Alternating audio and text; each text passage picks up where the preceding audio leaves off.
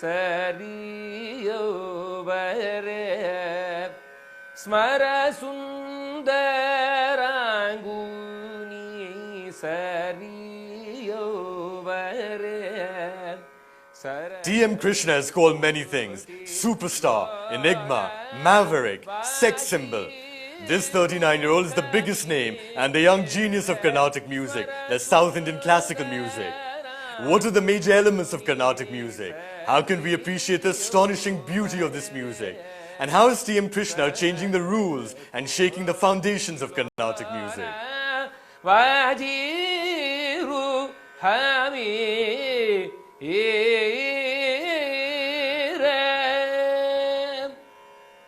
You're watching Art Talk. I'm Jujhar Singh. Krishna, thank you very much for joining us on the show here in your home in Chennai. Thank you for having me. Your reputation very much precedes you. You're shaking up the Carnatic music system. I'm just living life the way I believe it should be lived. Okay, we're going to talk about all of this, but for the benefit of viewers who are not familiar, the Carnatic classical music concert or kacheri has had a fixed format since the 1930s. So you begin with a varnam, which is a warm-up piece, then you have kritis, which are composition, then you have ragam, tanam, pallavi, where you elaborate on a rag more exhaustively, then you have tukras, which are light pieces, and finally you end with a mangalam, which is an auspicious composition. Now, what has been the purpose of this fixed format? The whole idea was to probably give a variety of compositions, a variety of ragas, and different alaps, and then one important alap. So the variety. So you have of fixed compositions, you have improvisation pieces. In those also, you had a mix of things. A package deal. Exactly, a package deal, and this package deal came to stay. And the fact is that other musicians have played around a bit with it, but more or less in the last 100 years, we have stuck to this being the ideal way of presenting this art form. All right, but the point is that you're breaking these rules. You're not following this format. I think that the format over the years has led to a certain deterioration in the aesthetics of the music itself. Every piece that I sing in a concert must be only about the music as far as I'm concerned. Only about what is that piece. If it's a composition, what is the composition? What is the structure of the composition? What am I investing into the composition? What am I investing into the raga, into the words, into the tala, into the fact that they come together as one unified idea? To me, that is demolished the moment I think that this has to be structured in a certain fashion to make a successful concert. Once I start thinking in that fashion, my focus is completely shifted to something that, according to me, is a paraphernalia, which is just an over decoration, which has come to actually distract me from intense engagement of everything that I am presenting. Okay, I'll tell you what. Let's look at every element of a typical Carnatic classical music concert or kacheri and see how you're approaching it differently. Now, you begin usually with a varnam, where you show syntax, you show speed. It's supposed to be a warm-up piece, right? But you sometimes do a varnam in the middle of your concert. Well, I've always joked that if you want to warm up, do it at home and then come onto the stage. No, the point is this. Varnam, it's a compositional form that is supposed to give you a certain warming up of the vocal cords and gives, if you are an instrumentalist, gives you certain dexterity and eases you in. I'm not going to deny that that is not given by certain kinds of varnams. Not all varnam, but certain kind of varnam. But if I was going to look at the composition of varnam as a musical piece, then you find that that composition is such a gorgeous creation of lyrics, tala and raga in a very unique fashion. By saying it is only a warm-up piece, which means I'm also warming up, the audience is also warming up, we are all adjusting our seats and making sure we are okay. What happens to the beauty of its creation? What happens to the aesthetic opportunities that the varnam provides? What happens even to the improvisational possibilities that the varnam provides? All those are completely forgotten in this whole mindset of something warming me up. Because it's supposed to be a warm-up piece which is short, whereas what you are now doing is you're beginning slowly, you're elaborating on that composition, and you're even taking 1.5 hours to do one varnam. Yeah. So my point is, whether you sing in the beginning or the middle is not the problem. The problem is what is your attitude towards it? Okay, I'll tell you what. That's the problem. Let's take a little pause over here. We're talking about varnams. We'd love to have a little glimpse of a varnam. Sure, I'll sing a varnam for you. I'll sing a varnam in a raga called Begada, and it's a very well-known varnam. Most varnams, not just this varnam, most varnams are kind of romantic lyrically, and but praising some lord or the other. So it is religious in that sense.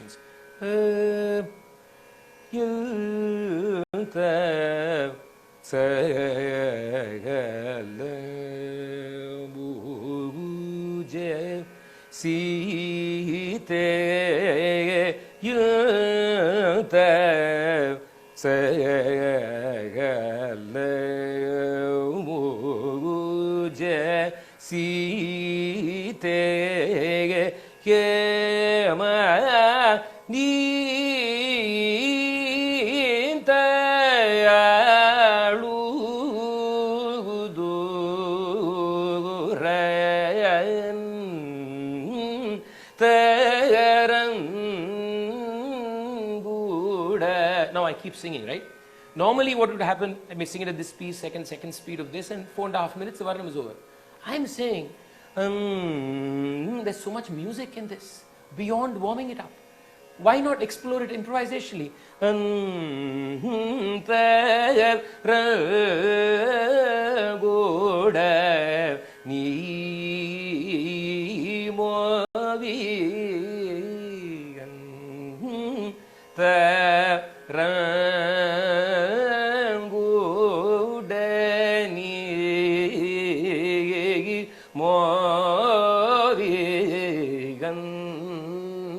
I improvise now, just now for you. But there is so much music in this.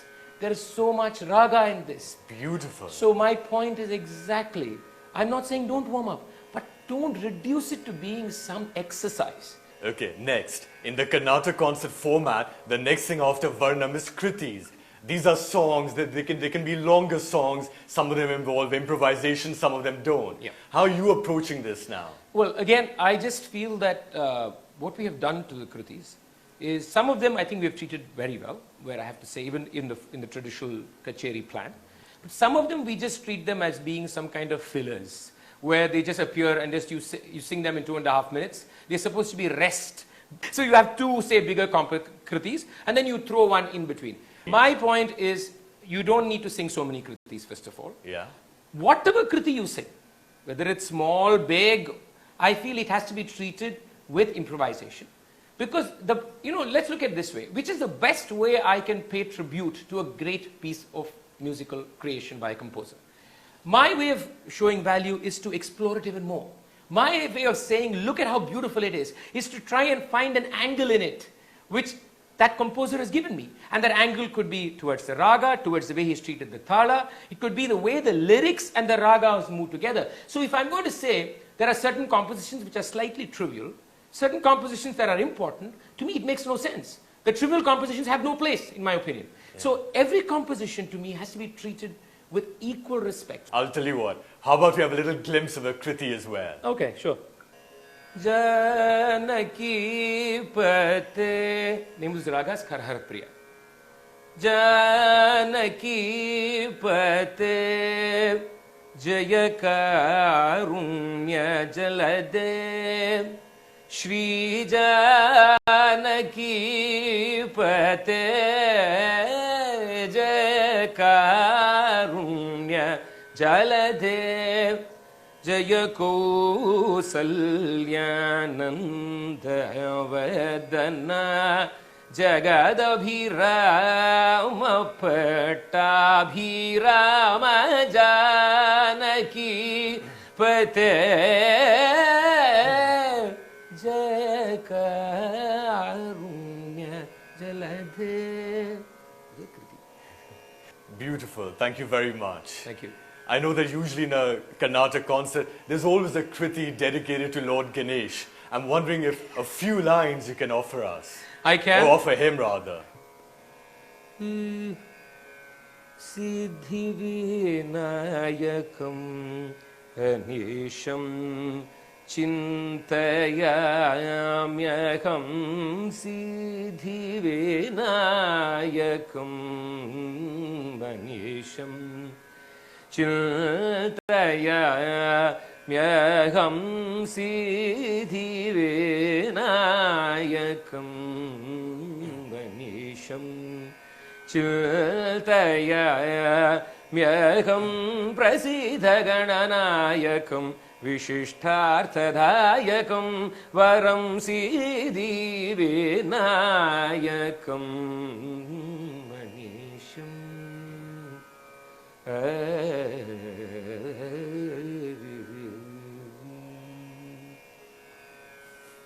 Thank you very much. Thank you. Now the next part of a Carnatic concert kacheri is what's called the RTP, Ragam Tanam Pallavi. Very briefly, what is this RTP? Well, RTP is an amalgamation of all the possible kinds of improvisation that there is in Carnatic music. So you start with an alapana. You begin with the ragam, which is like an alap. It is an alap. Slowly improvising, So you- unfolding the rag Yeah. note by note. You unfold the raga Yeah. as an alapana. Then we sing something called tanam. And tanam is almost, if I was going to say a little tanam, in the same raga that I sang the Kirtana on Ganesh, Shanmugapariya. Anum tum tada ganum tada anum tum tada anum tada ganum num num tada anum tum tada ganum tum tada ganum tum tada anum tum tum tada ganum tada ganum tada anum tada ganum tada No, I can go on like this. So it's There's also a little bit of a rhythmic element exactly. of it. So it is a non-fixed rhythmic idea.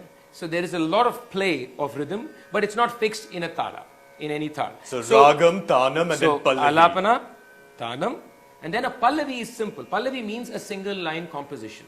So you use that line and you start improvising, first melodically, and then you can improvise rhythmically. So it's like a single line composition that we use. So ragam, tanam, pallavis are by themselves complete creations of improvisation. All right. Now the point is that I believe that a typical Carnatic presentation would mean that you flow from the ragam to the tanam to the pallavi, and it's usually in one rag, so you can see the entire unfoldment of a rag. But you are doing it differently. What are you doing? I have kind of looked at these elements slightly differently. Now, I have presented even now Ragam, Tanam, Pallavis as a suite together, as a suite together, sorry. Yeah. That's fine. But I'm also saying, I have presented alapanas as separate pieces. I take Raga X, whatever it is. Okay. I sing an alapana in it. Okay. And the piece is over. I have not followed it There's up. no tanam, there's no pallavi. One, or there's no, sometimes we sing alapana and a kriti also, right? In our tradition, we sing an alapana and a kriti. Okay. So I'm not following it up by a kriti. My point is, the alapana by itself is sometimes a complete creation of its own. And it doesn't need to be attached to the tanam or pallavi, or doesn't need to be attached to a kirtana. So I presented alaps by themselves as individual aesthetic creations. But I've also sung them as ragam, tanam, pallavis. And my point is, it's about, does it make aesthetic sense? We've been talking about ragam, tanam, pallavi, RTP. I'm wondering if again you can just pick on something, give us a little glimpse of it. Okay, I'll just sing 2 lines of an alap, about 2 lines of a tanam, and I'll sing the pallavi. So you just understand. We're forcing you into a mini kacheri Well, you're making me do exactly stuff I would not do. But nevertheless, I will. So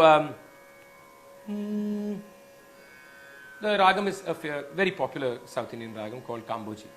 So usually you would elaborate it very slowly and spend a lot of time. But I'll just give you a kind of a glimpse. So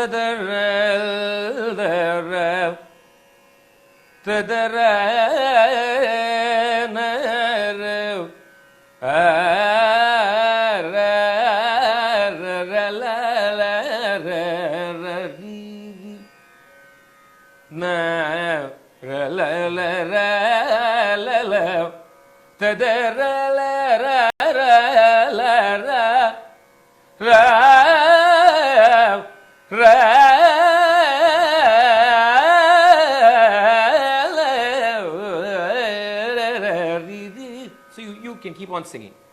Then you would sing a tanam. Num tum tum tata num tata num tata num tata num ta num tata num tata Ganum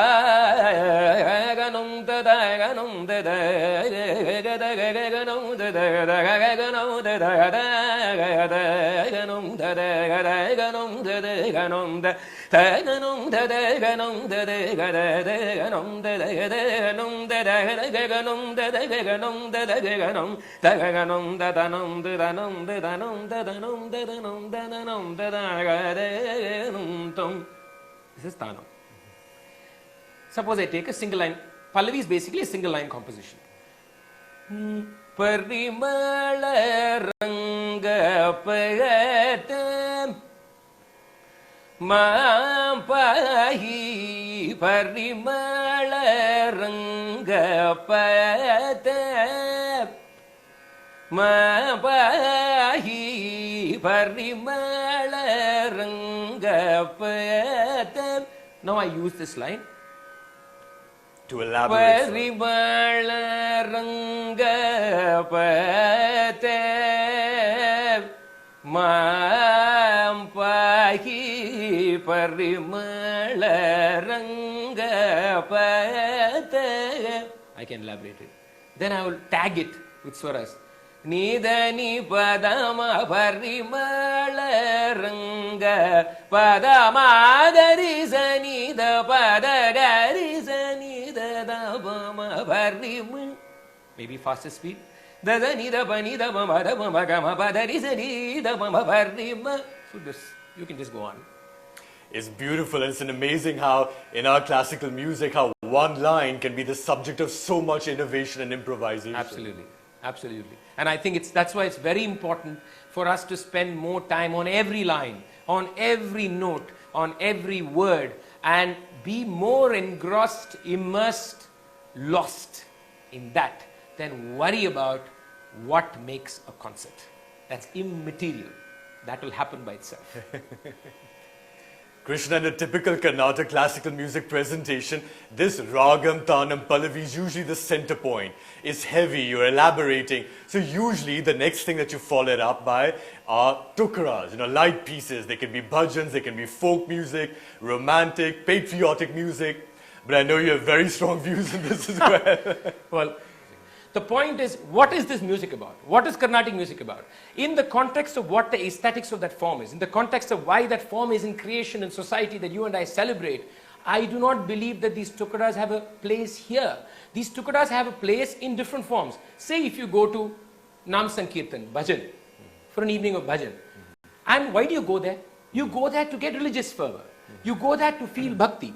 There, if there are bhajans, it makes perfect aesthetic sense because that's the role of bhajans. They are also in rag and tal, by the way. So the point is the traditionalists say that the reason to do tukaras in a concert is that after the heaviness of what you presented earlier, toward the end, you should leave people feeling a little bit lighter. I think that's a ridiculous argument for the simple reason. I think the fact that you have to leave people lighter, first of all, this is not about having a dessert and going back home. It's not about having something spicy and then having something sweet. Yeah. This is not food. The purpose of art is very different. The purpose of idiom like Carnatic music, the idea of Carnatic music is a certain intense engagement to the beauty of the sound and the aesthetics that form it. To me, the tukadas are there exactly to do what you said, to create patriotic fervor or religious fervor or bhakti fervor. To me, none of those things have a role within the aesthetic structure of Carnatic music. You do that in bhajan sangrahas, you do that in kavalis. When you go to a kavali, you go there for a certain religious, certain spiritual experience. It makes perfect sense. I am here to celebrate the beauty of the aesthetic construction that is Carnatic. Okay, but this is a very good point where perhaps we can take the opportunity to hear a bhajan from you. What are you going to sing for us? This is a bhajan, this is a song I learnt in school actually. So I'll sing that. It's a nice, beautiful song. Jaya Jayati Jaya Raghuvansha Bhushana Goswami Tulsidas. Rajiva Lochanam Jaya Jayati Jaya Raghuvansha Bhushana Rajiva Lochanam भयताप खंडन जगतमंडन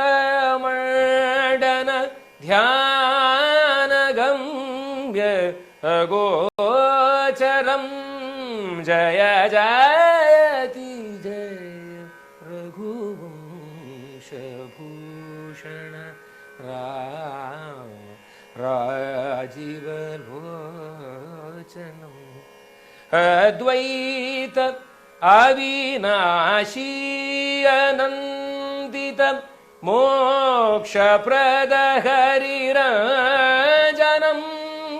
तव शरण भवनिधि पारुदायक हन्य जगत विडम्बनम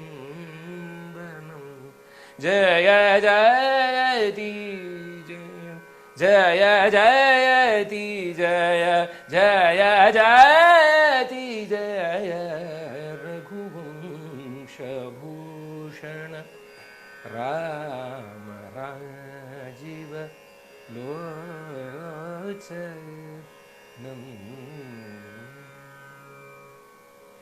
Such a beautiful composition, and you have such a beautiful voice. Not bad, I'll survive. Yeah, it is a gorgeous composition. Actually, Lakshmi Shankarji used to sing it quite in an exquisite fashion. Krishna, I think we need a little break. But we'll continue following a life story after that. After a very short break, the genius of Carnatic music, T.M.Krishna, will continue to be on our talk. We'll be right back.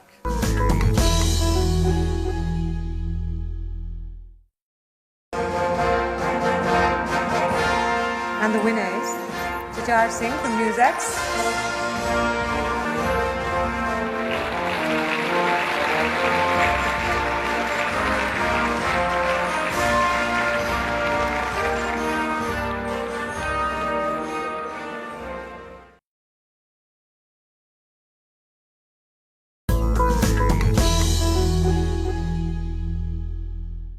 Welcome back. You're watching Our Talk with me, Jujhar Singh. We're with the genius of Carnatic, South Indian music, T.M.Krishna, and his home in Chennai.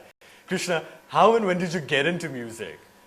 I come from a family of businessmen traditionally, but very interested in music and the arts in general. And when I was about 3 or 4, my mother used to learn music. My mother is not a professional singer, but she's a singer. And apparently when I was 3 and 4, I showed some interest in music. So I've heard that your mom used to take music classes, but you used to remember all the songs. Yeah, they say stuff like that. I don't know how much of it is true and how much of it is just our own imagination. But yes, and I started learning when I was about 6. From Vidwan Sitaram Sharma. Yes, my guru's name is Sitaram Sharma. Yes. Wait. I sang my first concert when I was 12 years old. But it's still, until second year of college, I never thought this is going to be my life. I really thought I wanted to actually go to D school, do my graduation in D school, and then head off to LSC. And that was my whole dream. And I said, okay, music is on the side. I'll just keep doing it. But then when my friends and some senior musicians, started telling me, you have to take this seriously. And that's when I thought, okay, I need to decide. And my parents are very Catholic, very easy people who basically let you do what you want. So my dad said, fine, give it a shot. If it doesn't work, get back to studying in a couple of years. So that's when after college, I did my graduation in economics and I took the plunge. And a few years later... And you had some more gurus after that? Yes, a few years later, I also learned from a great master of the Ragam Tanam Pallavi, especially. His name is Chengalpet Ranganathan. I went into the course with him and then I trained with him. But I think the biggest break I got was when one of the greatest musicians from this country, Shamaguri Srinivas Iyer, doyen of Indian music, one fine day came to my concert and told my father, who he knew for many years, send him to me. And from about 1997, 96, for about 6 years I learned from this great man. That was a very memorable experience for me. Krishna, what a wonderful pleasure to have you on our talk. Thank you very much for joining us on the show. Thank you so much, Jujhar, for allowing me to say all that I said.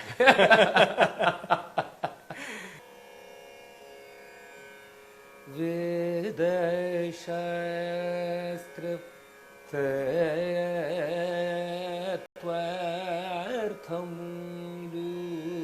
Telisi Veda Shastra Tattvartham తత్వార్థములు తెలిసి వేద శాస్త్ర తత్వార్థములు తెలిసి వేద వేద వేద వేద వేద శాస్త్ర